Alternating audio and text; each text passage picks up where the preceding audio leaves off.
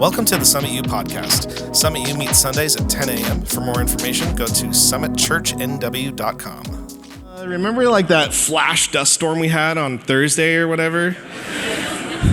What day was it? Was it Wednesday? Thank you. Are you sure? You guys don't know. I was there. No, I was literally there. I was in the backyard of my dwelling place, and I could see the dust rolling in over the west side ridge that I can see from my backyard. And I was, apparently like the Marco Polo app is like an old person app. Is this true? Okay, yeah, so my fellow 40-somethings are like, I love Marco Polo, yeah. So I was Marco Poloing my other 40-year-old friends. I was like, look at that dust storm. Oh my gosh, I'm my father right now. And I was like, look at that. And then all of a sudden, the wind just literally hit me out of nowhere in my own backyard. Like it went from nothing to all of the wind. Was anybody else outside when that happened? Yeah. And then like all the sand in your eyes. I literally, like on my Marco Polo message, I could play it for you, but I didn't send it to the booth or whatever. Like I'm running inside on the message like, oh my gosh, it's sand. As sand does. And so I'm standing there watching, and I got like this huge maple tree in my backyard and watching the things fall. And then my power just goes out. And I'm like, cool, like that happens all the time. And it comes back in 5 minutes. So 5 minutes later, I'm like, the power's not here yet. And then 10 minutes later, I was like, the power's not here yet. Did anybody else lose power?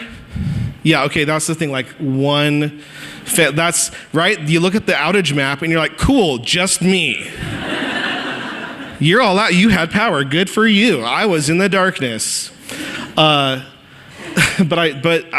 Okay, so usually when power goes out, it goes out for a minute or two and you're fine, right? So I left, I went and met some friends at a place, and I came back and I'm like, obviously the power's gonna be back when I get home. And I'm driving up my neighborhood street. I live on the left side of the street. Right side of the street, bright. Left side of the street, darkness. Cool. Hours later. And so it's like, okay, obviously it's gonna be back, and I look at the Vista outage map, because that's what you do. And it's like, cool, just me. Literally just like this little like 2-block radius in the whole city and Michelle's house. But that's what, it was like little dots all over the city of just like, oh, people affected 5, 7, 8, and then like me, it was like 50, and no crews assigned, and I was in the darkness okay, so I go downstairs, right, and you know how you go to Costco and you buy the things you don't need? I bought a Duracell lantern this summer. Thank the Lord had gone ahead of me. And I was like, I'm gonna get my lantern out, because I went camping. Like I go camping one time a summer, so obviously I need to buy all the things. And I bought the Duracell lantern, and I went to the basement and I got it out, and I brought it upstairs, and I turned it on, and then I put it in the coat closet and shut the door. Okay, see how like none of you are laughing right now because it's a stupid illustration and it makes no sense? That's the point. Jesus is going to tell a story like that in our passage today that makes no sense. It's completely nonsensical. It's as nonsensical as me getting my lantern, bringing it upstairs, and putting it in the coat closet. I did, and I put it on the kitchen island, and it lit up the whole house. And I was in darkness for 12 hours, by the way. I got power back at 3 a.m., so I'm fine. I had to empty out the fridge, but how long do you trust cheese? Forever? Amen, brother. Not going to say that hasn't bit me in the butt a time or two. Anyway, okay, so today, Matthew chapter 5 is where we're going to be, by the way. We're going to read a familiar passage where Jesus calls us, his followers, and the people he's preaching to more directly in this passage, salt and light. The salt of the earth and the light of the world. And he says something like what I said. He's like, nobody lights a candle, nobody lights a lamp, and nobody gets a lantern out of the basement and puts it in the coat closet, right? Nobody lights a lamp and puts a blanket over it. And his illustration is nonsensical on purpose, because everybody knows you don't do that. The point of a lantern is that it is visible, strategically placed, and therefore helpful. And he's saying, we're going to find today, this is how he has created us, his kingdom people, to live in the world. It is nonsensical for a Jesus follower to inhabit the world in a way that is not visible and therefore helpful to the space, the people around them. And I would say that's probably kind of the big idea today. It is nonsensical for a Christian, a kingdom person, a Jesus follower, to inhabit the world in a way that is invisible, that is not helpful to the world around us. Now, 2 quick words here. First, faith today in our culture has become largely an invisible thing, except for bumper stickers, Facebook posts, and politics, right? Like faith has become a largely internal endeavor in our world. It is privatized and internalized. It is about what you believe in your heart and what you think. It's about values, morals, and what you believe, right? It's mostly invisible. To be a Christian for many in our culture today means to have the correct opinion on issues of morality, afterlife, doctrine, family values, and so on and so forth. But the point is that it's personal. And so therefore, what has also happened is it feels largely inappropriate for it to make it outside of you in a public setting. And around the supper table, we don't talk about things like this at the supper table. Who says supper? I'm so old. But you know what I mean? We don't talk about these things because the right place for faith in our culture is just in our hearts. It's just for you. I love that for you. But isn't the motto of our church, isn't the vision statement of our church like in the city for the city? That doesn't sound like something invisible to me. And Jesus is saying the same thing. Being a Jesus follower and treating faith like that is like getting a lantern out of the basement in a power outage and putting it in the coat closet. So the question for us is, what does it mean to be salt and light? When Jesus says this to his people that he's giving the kingdom to, what does that mean? And how should we live? And how should we inhabit our lives and our worlds? So let's talk about it. Matthew chapter 5, verses 13 through 20 is where we are today. We are in a series on Matthew, in the Gospel of Matthew, if you don't know. We have a reading plan that follows along with this. So if you have been reading with us, you can get that right on our website or at the Resource Center on a little piece of paper back there. You would have read these chapters in the Sermon on the Mount, chapters 5, 6, 7. This is the second part of the intro to one of Jesus' most famous teachings, often called the Sermon on the Mount. So here's what he says. Last week, he's gathered the people around him, and he's reversed the values of the kingdom in the world. Blessed are the poor in spirit, blessed are the meek, blessed are the peacemakers, blessed are those who show mercy, and so on. We talked about that. Now he says to these same people, you are the salt of the earth. But if salt loses its saltiness, how can it be made salty again? It's no longer good for anything except to be thrown out and trampled underfoot. You are the light of the world. A town built on a hill cannot be hidden. Neither do people light a lamp and put it under a bowl. Instead, they put it on its stand, and it gives light to everyone in the house. In the same way, let your light shine before others, that they may see your good deeds and glorify your Father in heaven. Now, don't think that I've come to abolish the law or the prophets. I've not come to abolish them, but to fulfill them. For truly I tell you, until heaven and earth disappear, not the smallest letter, not the least stroke of a pen, will by any means disappear from the law until everything is accomplished. Therefore, anyone who sets aside one of the least of these commands and teaches others accordingly will be called least in the kingdom of heaven. But whoever practices and teaches these commands will be called great in the kingdom of heaven. For I tell you that unless your righteousness exceeds that of the Pharisees and the teachers of the law, you will certainly not enter the kingdom of heaven. So there's our passage.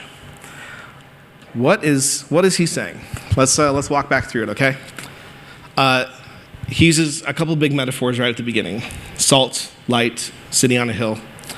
The city on the hill and the light are kind of the same illustration. You are the light of the world. A city on a hill can't be hidden. That's what he says. So they're the same thing there. So the first question for us is like, what does it mean to be salt of the earth? What is salt? People call me salty all the time. And usually their tone does not suggest compliments. What does it mean to be salt? Well, okay, let's go through the list. Okay, salt is a preservative. It stops decay. It's a purifying agent. It's a seasoning. It brings out the flavor. It's lots and okay, scholars are saying hey, there's 11 different possible things that salt could be. So in biblical interpretation, our question is, okay, well, what does Jesus mean? Which one of these things? And we like to pick and choose, and perhaps they're all helpful at certain points. But how do we how do we go, okay, what was he trying to say by this, though? So for just a heads up right now, I'd like to acknowledge my sources here. Jonathan Pennington is a Matthean scholar, Matthean of Matthew, and Tim Mackey from Bible Project. Their thinking on this has really helped me kind of put this together. And so a lot of the train of thought and the logic here is from their research this week. So great resources there. But here's what they say. They say, Jonathan Pennington is well, okay, Jesus is using salt and light as mutually reinforcing metaphors here. They're in parallel, meaning one is illustrating the other. So, okay, if we want to find out what he means by salt, do we know what he means by light of the world? Is there a more direct connection there where we can kind of discover what he means here? And the answer is yes. Light of the world and sitting on a hill is a much more explicit allusion to their scriptures, the Old Testament or the Hebrew scriptures, we call them, to something that these people in this time would have immediately known. He's making an inside joke. He's quoting a line from The Office or whatever where they all go, oh, I know exactly what you're talking about. You're talking about Michael Scott, whatever show the kids are watching these days. Okay, that's what he's doing here. So will you turn to Isaiah chapter 2? Isaiah is one of the major prophets in the Old Testament, called a major prophet because he wrote more content than the 12 minor prophets. That's why we just call him major prophet. So Isaiah is going to be a little after halfway, kind of after Psalms and Proverbs. And there's 66 chapters in this. I want you to go to chapter 2. Okay, so Isaiah, if you remember the story of Israel, maybe back from our covenant series a couple weeks ago, or a month or two ago, we did a series called Threads of Promise, going through the Old Testament narrative through covenants. In Matthew, this series is called To Fulfill What Was Promised. So if you missed that series, I encourage you, go back and watch those 5 or 6 weeks. It kind of gives you a good precursor to leading up to the Gospel of Matthew. So I forgot why I was saying that, but anyway, you should know it anyway. It's good. Okay, Isaiah chapter 2. What does he mean, light of the world, sitting on a hill? And this is, some people call Isaiah the gospel of the Old Testament.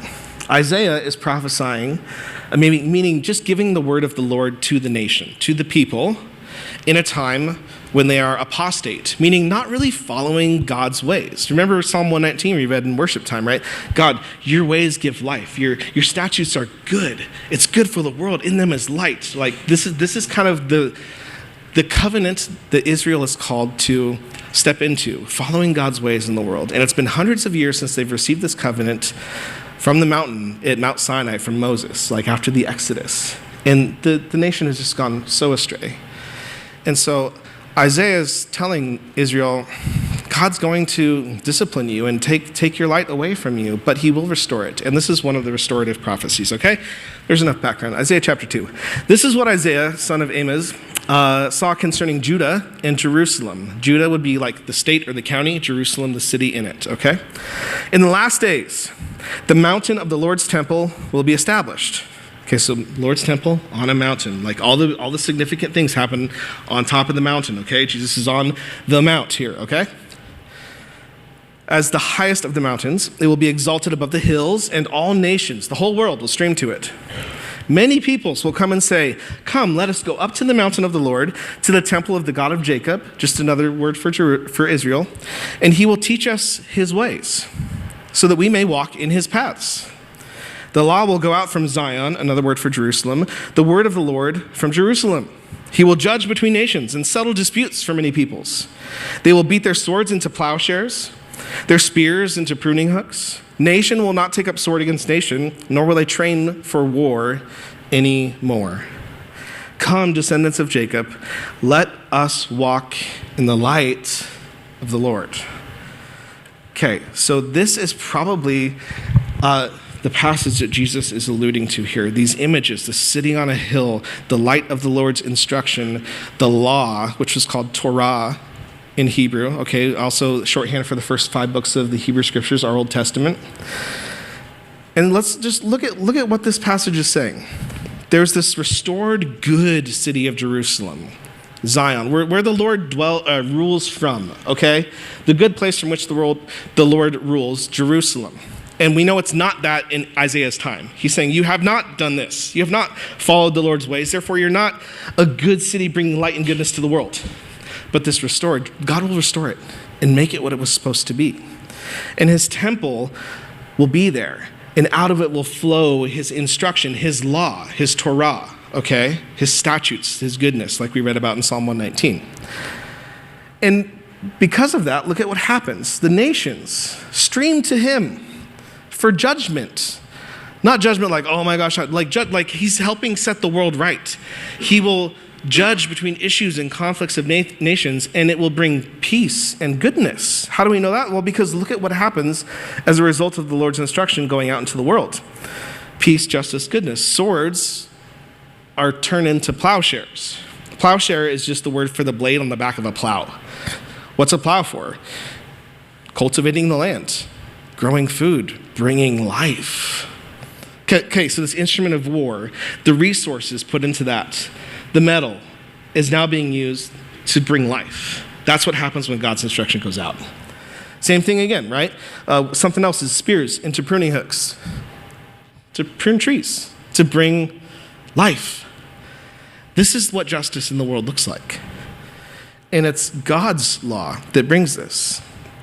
The instruments of death repurposed to bring life and flourishing as a result of God's good instruction going into the world. And the final sentence is, come, let us walk in the light of the Lord. Like in light of all of this, let us walk in his light, because isn't this what we want? And isn't this what the world was supposed to be? Isn't this what you want in your life, in the places where you encounter injustice in the world, where things don't feel like they are the way they should be, and you have this sense in you? Isn't this what you want? And basically the idea here is in this passage, the Hebrew words are rhyming for law and light. So it's wordplay.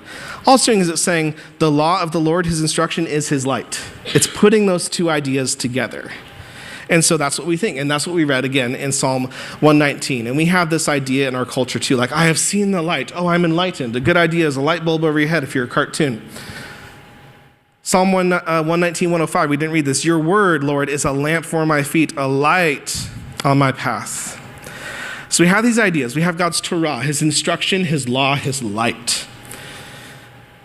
And it's his instruction, meaning of the law he gave to Israel. So Torah and covenant he gave to Israel.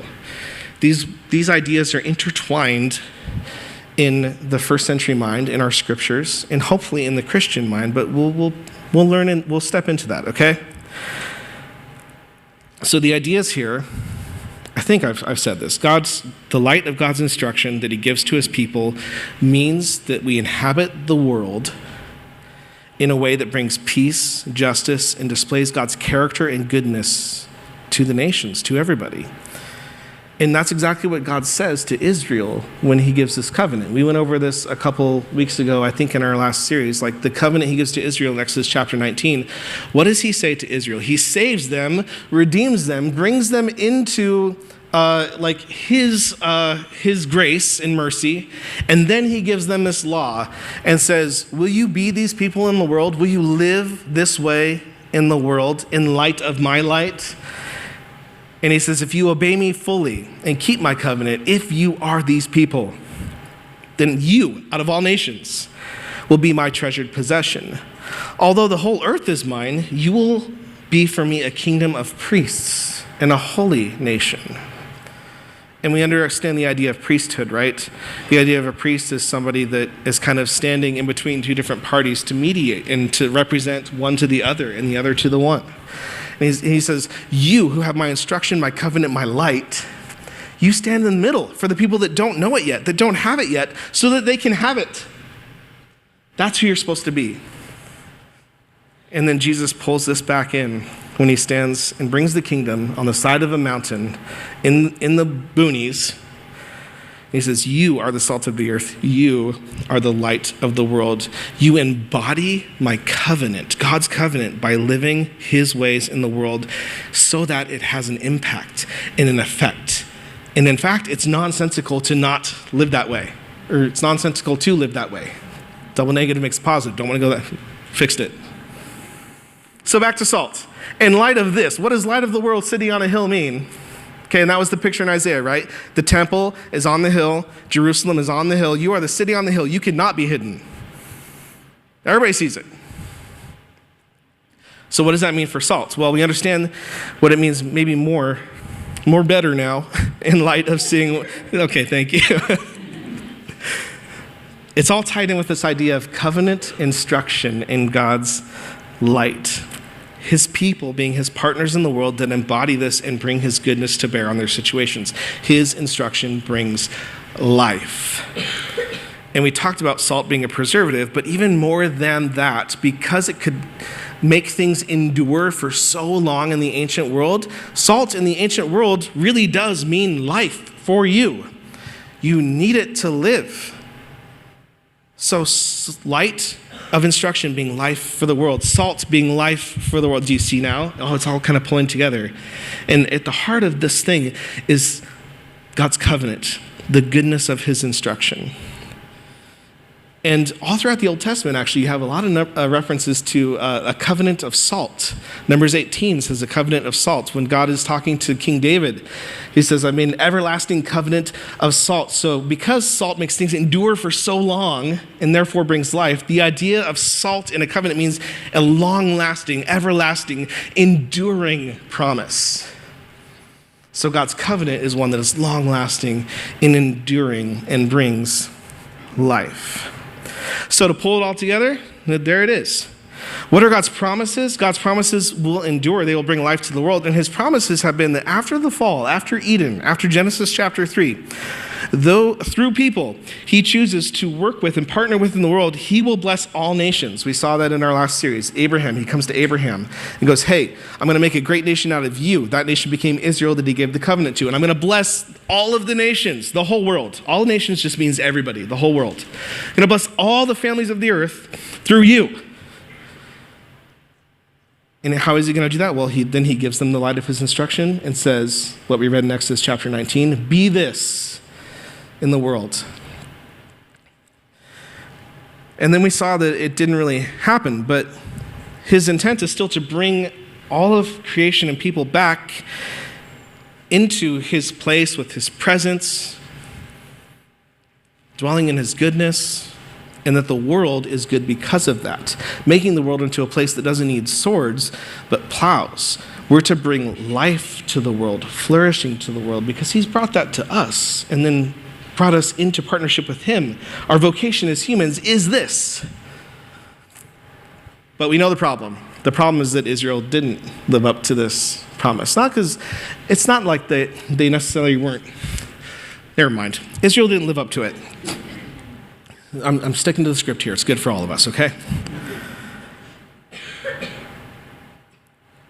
We know Israel failed in their vocation, and we would too. And Adam and Eve did as well. It's been the story since the beginning.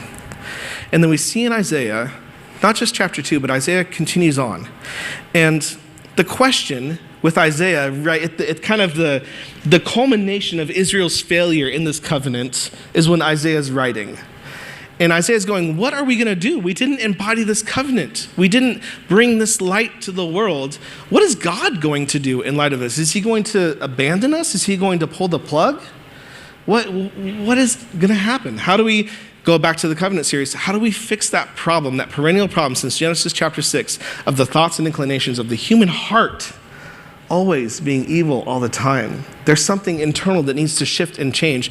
And Isaiah starts prophesying about this figure, a servant, somebody on whom the vocation of Israel is going to rest. And he will be the representative. He will live and embody the covenant and bring this light to the world and God's instruction to the world as he walks it out in his life. And what comes with God's instruction and light in the world? Goodness and peace and healing and justice. And then embodied, we get Jesus. And we see that Isaiah was prophesying about this representative messianic figure, messianic, Messiah, anointed. Talk about Jesus, you always get a little misty, right? Because it's so good. This is so cool how God has put all this together. So Jesus, the one who embodies the covenant, embodies the light of God's instruction, right? John chapter 1. When John, the Gospel of John, the fourth book of the New Testament, he's writing about Jesus, it says what? It says, in him was the light of life. All of these themes, like you see them all just getting pulled right together in a person.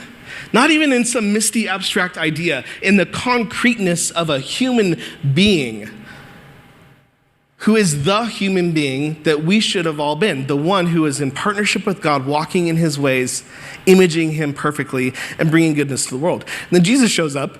What happens when he just starts living his life?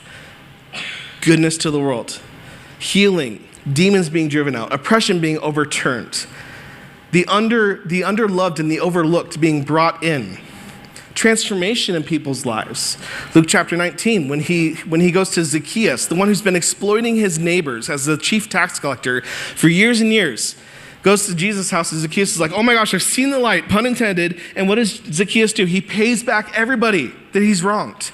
Do you see how the light of God's instruction, embodied in the covenant people and person of Jesus, is bringing this goodness and this righting of the world back? That's what happens. Look at even the small group of the disciples. Let's call them a small group, right? 12 people. Sounds like a small group to me. You got Matthew, the tax collector, writing this book, by the way, not Isaiah, but Matthew, who is also a traitor to his people.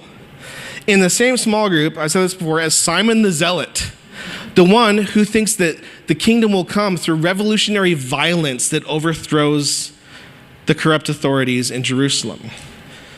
Okay, so the one in cahoots with the corrupt authorities and the one who wants to literally kill them in the same small group.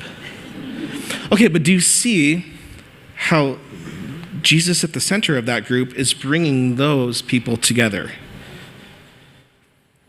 And I bet you by the end of their time together, the relationship had transformed and changed. You think there was probably forgiveness and healing and mercy and people just getting over their things to follow Jesus. That necessarily meant forgiveness and reconciliation needed to happen. Oh, interesting. Should we think about that?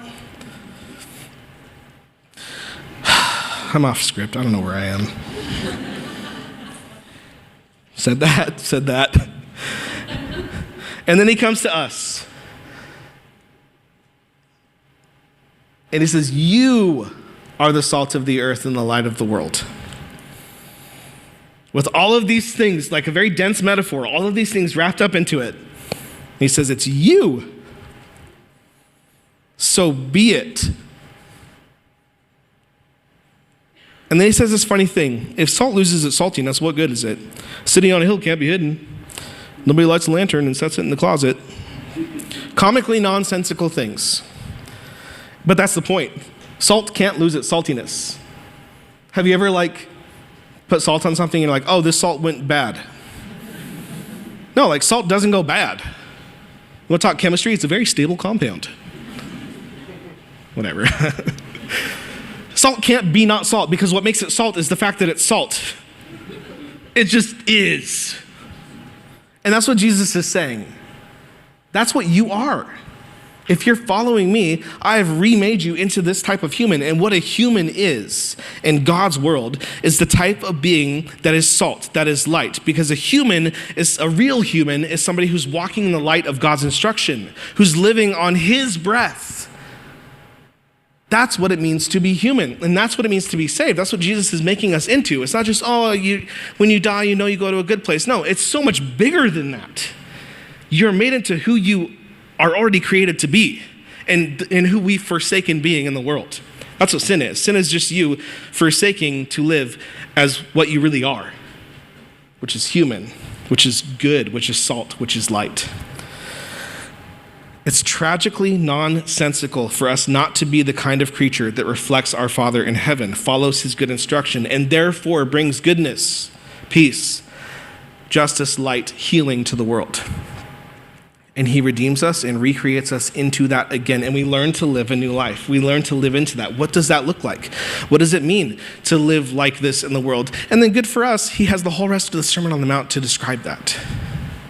And we're not going to be preaching that. So after this sermon, when you ask that question, what does it look like to be salt and light? Go read the Sermon on the Mount. That's what it looks like. We'll talk a little bit more about that at the end. So this is why Jesus, though, in the next verses says, I'm not here to abolish the law, to abolish Torah, to abolish God's instruction that you've known since the beginning. This, what I'm saying right now, is the fulfillment of all of it, because it's the covenant, the light of the covenant that brings God's goodness and life to the world. So just be that. Be salt and light. Be visible, proximate, and therefore helpful and impactful. And then we're like, okay, just be that. Great. How? I don't know, just do it. You are it. Just be it, okay? Let's pray. Thanks for being here this weekend. No. How do we do that? And so that's what you're thinking, right? That's what these people are thinking as they hear Jesus say this. And then he's like, oh, I'll tell you how to do it. It's simple. Just be more righteous than the Pharisees. Okay, it's like saying, be like more cool than Pastor Josh. Good luck, suckers. Sorry, the denim jacket comes out and you get all cocky again, okay, in the fall weather. No, it's covering. But what he's saying, I'm sorry, I'm legitimately sorry.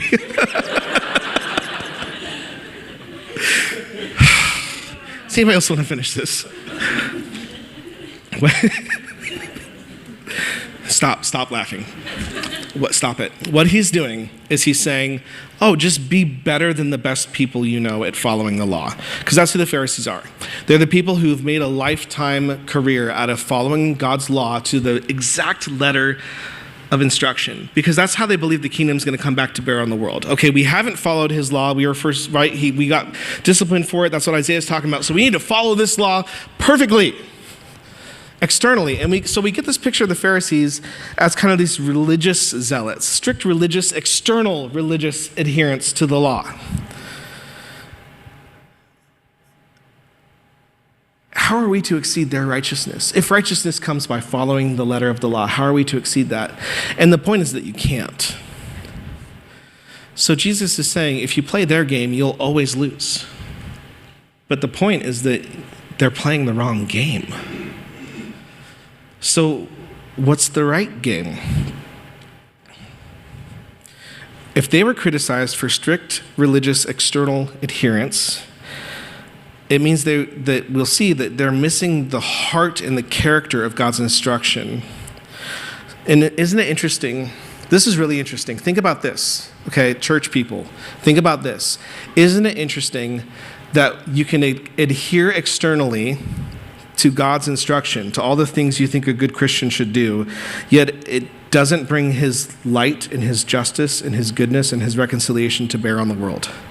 That's what he's criticizing the Pharisees for, saying you might be following this law, but what's the point of following the light of God's instruction? That it brings goodness to the world, and you're not bringing goodness to the world. You're bringing oppression and heavy loads that you're putting on people. Hey, church people, like the churchy things that we do and the little culture that we fall into and everything, is it putting weight on people, or is it bringing freedom to people? Okay, so how do we figure this out? How does it work? Well, let's talk about Sermon on the Mount for a minute. Just an example from the Sermon on the Mount that comes up after this, when Jesus explains how that works. He says something like, you've heard it said, don't murder. Okay, it's one of the 10 commandments, one of the big 10. Don't murder. But I say to you, whoever is angry with their brother or sister has committed murder. I say to you, anybody who looks at somebody else and goes, you idiot, is subject to the fire of hell. Now, I assume that most of us, and I don't even know all of our stories, most of us in this room probably haven't killed somebody. Okay? Good job. You're following the letter of the law. But how many of us look at others and are like, you're so stupid. You're such an idiot. Has anybody driven recently? But you know what I mean? How quick are we to dismiss other human beings? And isn't that what murder is? To dismiss another human being so much that you say, you're not even worth existing. And to be the one that decides that. How often do we decide that? Just by holding somebody in contempt. You aren't worth the air you breathe. You are so stupid. You're a fool. You're an idiot. You're not worth my time. And Jesus is saying, don't you see they're the same thing? And if we aren't killing people, but we're walking around holding other image-bearing human beings in contempt, thinking they aren't worth the air they breathe, how is that bringing light and goodness and justice to the world?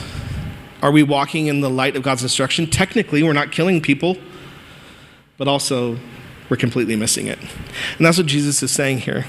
He's saying it's not internal versus external.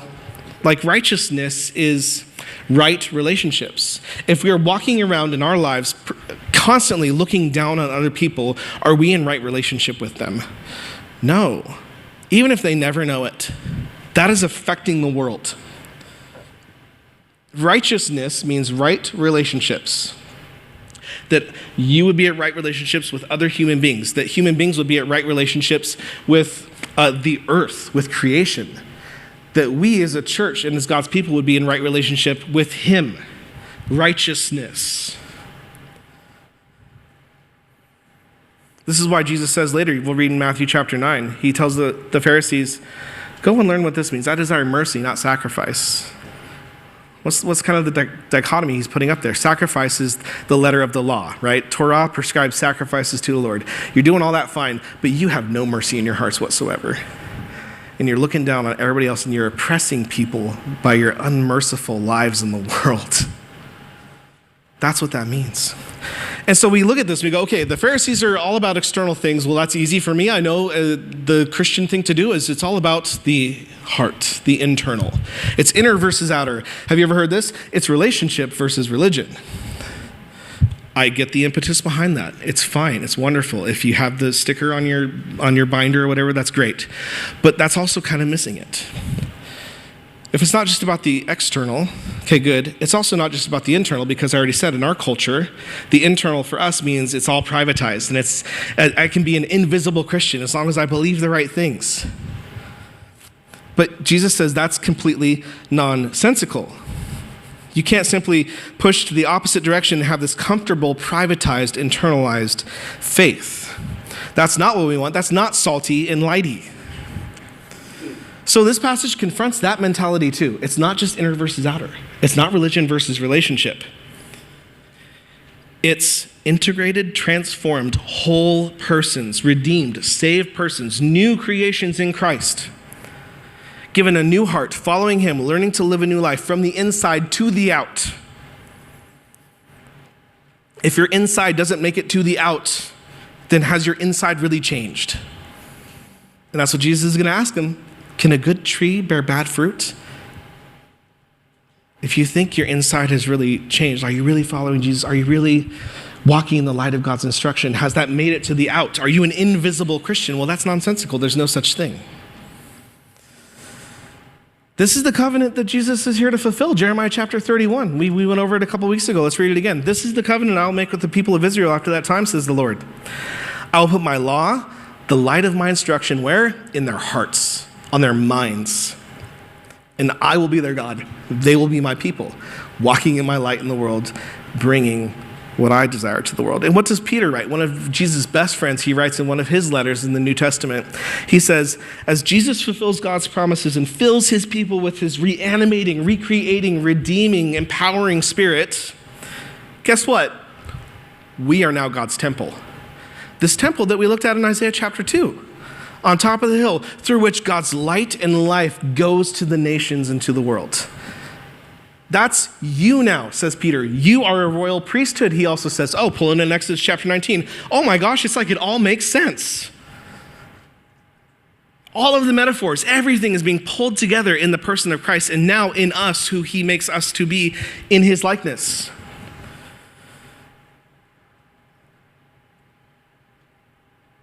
So, we are God's temple. We are his salt and light. We follow him and we learn what that looks like in the world in his teaching on the Sermon on the Mount. Please read it if you haven't. We learn what it looks like. We learn it looks like no violent retaliation. We learn that it looks like unconditional forgiveness. All the things that make no sense and completely counterintuitive in the ways of the world. Somebody hits you, you hit them back. Maybe a little harder. But then what happens? They hit you back, maybe a little harder. Then it continues to escalate. You see, when Jesus says no violent retaliation, if someone slaps you on one cheek, turn the other cheek, this is what he's saying. He's saying, look at what that brings us. That brings us escalating conflict to the level of nations. We're seeing it in the world right now. What does it look like for us to live in the light of nonviolent retaliation? Well, not even retaliation, just nonviolence, like no violent retaliation. What does it look like for us to unconditionally forgive people? If you're going to pray the Lord's Prayer on a daily basis, which is coming up right in the next chapter, forgive us, what's the assumption there? As we have forgiven others. But you don't know what they did. No, he does. Doesn't mean it was right, doesn't mean it was good. But if we're going to bring healing and light to the world, the way that a Jesus person walks is they struggle to walk into forgiveness. And it's a struggle. Refusal to hold others in contempt. Refusal not just to sleep with someone else's spouse, but refusal to even let your heart and your mind objectify somebody else for your personal gratification. That's what he's going to talk about. This is what it looks like to live as God's salt and light in the world. Love an enemy. That makes no sense. I can love people that are annoying to me. I can try really hard and feel like such a good Christian to love, like, you know, the annoying lady at the office. Or there's not in my office, obviously. I'm just... But you know what I mean? Like the people, I'm not just talking about the people that are like, oh, she's kind of annoying, but I'm so holy because I love her. No, like, have you really loved an enemy? What does that take? What does that look like? And so on and so forth. And so I don't know if this sounds like a tall order to you. It is. I don't know if it feels overwhelming to you. Oh, go be the change agent in the world, right? It's not even change the world. I think maybe that's unhelpful language. It's impact the world. That's what salt and light does. It impacts the space. Does it change? When I brought my lantern upstairs in my house, did it change my space? In a way, it lit it up, but the space was still there. Like all the things I would run into in the dark were still there. I just now knew how to navigate around them because I could see.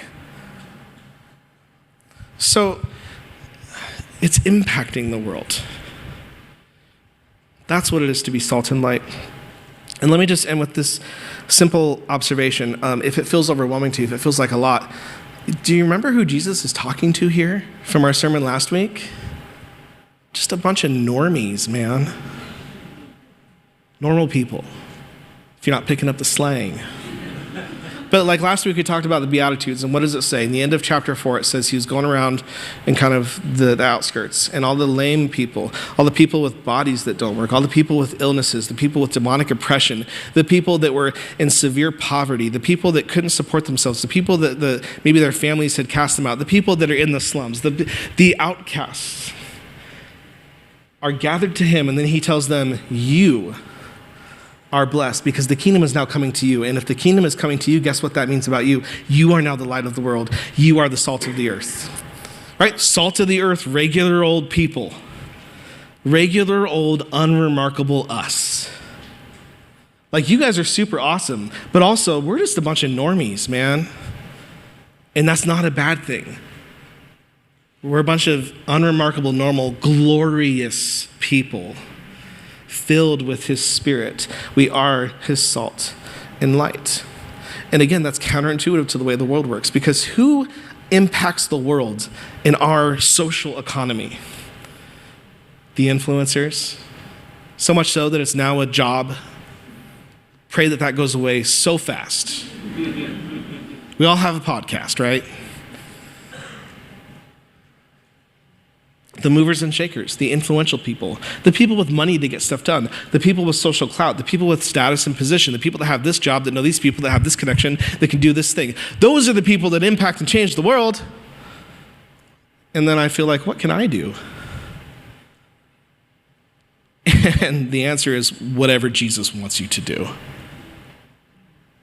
Simple, old, normal us. Just being true humans, walking in the light of God's instruction, bringing his goodness, his peace, his justice to the world. That's what you are. That's what you're remade to be. And friends, it's nonsensical for a Jesus follower, for a Christian, to inhabit the world in a way that is invisible and unhelpful. It's not who covenant people are. You know, the series is called To Fulfill What Was Promised. Matthew, to fulfill what was promised. And we see how Jesus fulfills all of God's promises. We talked about how everything pulls together in him by standing in the place where we failed, right? By living as a holy priest among us, walking in God's light, bringing the blessing of Abraham through Israel to all nations, to all of us. But it's not just Jesus that is fulfilling what was promised. In him, we are welcomed into this vocation with him to continue to fulfill what God has promised to the world.